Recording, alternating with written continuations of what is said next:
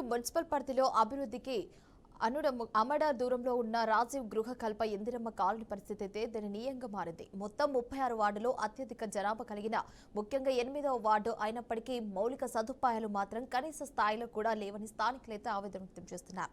గత మున్సిపల్ ఎన్నికల్లో సుమారు 1700 ఓటర్లు మాత్రమే ఉండగా రానున్న ఎన్నికల నేపథ్యంలో విడుదలైన ఓటర్ లిస్టులో ఏకంగా 3248 ఓట్లు నమోదవ్వడం చర్చనీయాంశంగా మారింది. జనాభా పెరుగుతున్న కొద్ది సమస్యలు కూడా అదే స్థాయిలో పెరుగుతున్నాయని స్థానికులు చెబుతున్నారు. గత ఎన్నికల్లో గెలిచిన కౌన్సిలర్ వెంకన్నగౌడ్ అభివృద్ధి హామీలు ఇచ్చి వాటిని అమలు చేయడంలో పూర్తిగా విఫలమయ్యారని ప్రజలు మండిపడుతున్నారు. డ్రైనేజ్ సమస్యలతో కాలనీ ప్రజలు తీవ్ర ఇబ్బందులు పడుతున్నా పట్టించుకునే వారు లేరని ఆరోపిస్తున్నారు. ఇక గల్లీలో మురుగునీరు దుర్వాసనతో జీవనం నరక ప్రయాణంగా మారిందని వాపోతున్నారు. కాలనీ అభివృద్ధి పక్కన పెట్టి తన ఇంటి చుట్టూ మాత్రమే అభివృద్ధి చేసుకున్నారని మాజీ కౌన్సిలర్ పై విమర్శలు కూడా గుప్పిస్తున్నారు. మున్సిపల్ ఎన్నికలు సమీపిస్తున్న వేళ ఇప్పటికే పలువురు నాయకులు 8వ వార్డు కౌన్సిలర్ టికెట్ ఆశిస్తూ ప్రచారం ప్రారంభించారు. ఈసారి మాత్రం నిజంగా అభివృద్ధి చేసే వ్యక్తినే గెలిపించుకుంటామని నిర్లక్ష్య కౌన్సిలర్లకు అవకాశం ఇవ్వబోమని స్థానికులు స్పష్టం చేస్తున్నారు.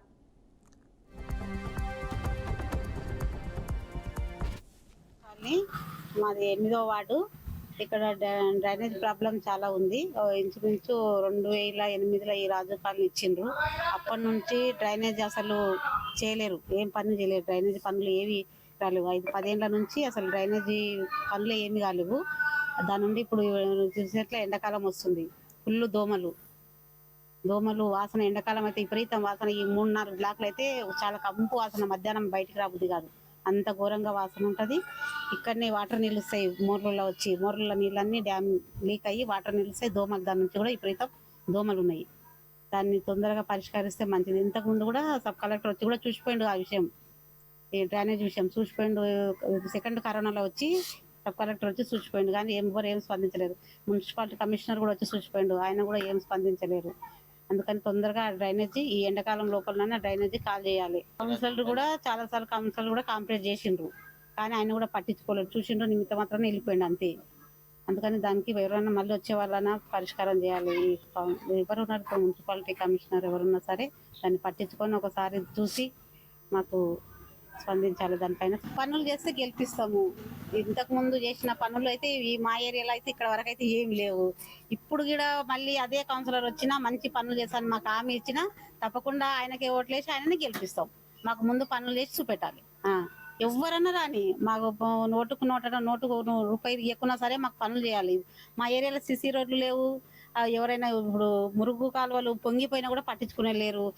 అందరు మా ఇళ్ళలో కలిసి తల 10 రూపాయలు వేసి మాది మేమే బాగా చేపించుకుంటాము. ఇప్పటికి వచ్చిన కౌన్సిలర్ కూడా ఒక్కరోజు కూడా ఒక మోరి కూడా బాగా చెప్పలేడు ఏమి. అంతే, ఇంకేముంది, మా పనులు మేమే చేసుకుంటాం. ఇప్పటి వరకు అయితే మా పనులు మా మోర్లు మేమే సాఫ్ చేసుకుంటున్నాము. మున్సిపాలిటీ వాళ్ళు సాఫ్ చేయలేరు, కౌన్సిలర్ వచ్చి సాఫ్ చేయలేరు, ఎవరేం సాఫ్ చేయలేరు. అమ్మ రాజు కాలనీ మాది 8వ వార్డు.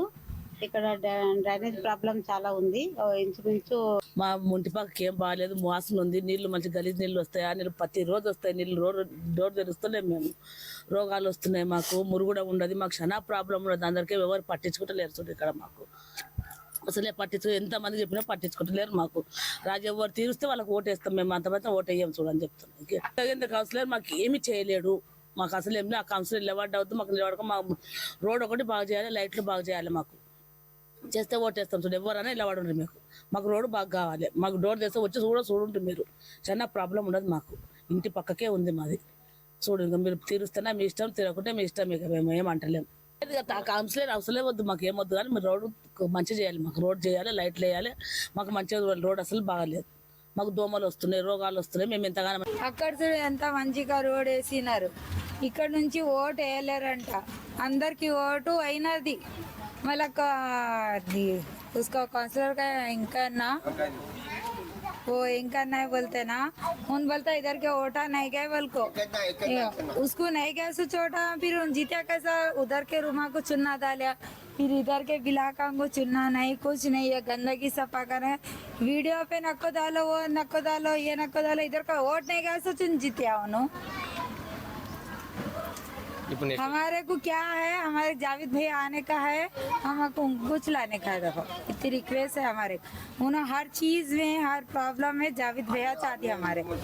ये हिंदू है, हिंदू को ये लड़ाई लगाओ, ये मुसलमान है, मुसलमान को झगड़ा लगाओ, उनको ऐसा नहीं है।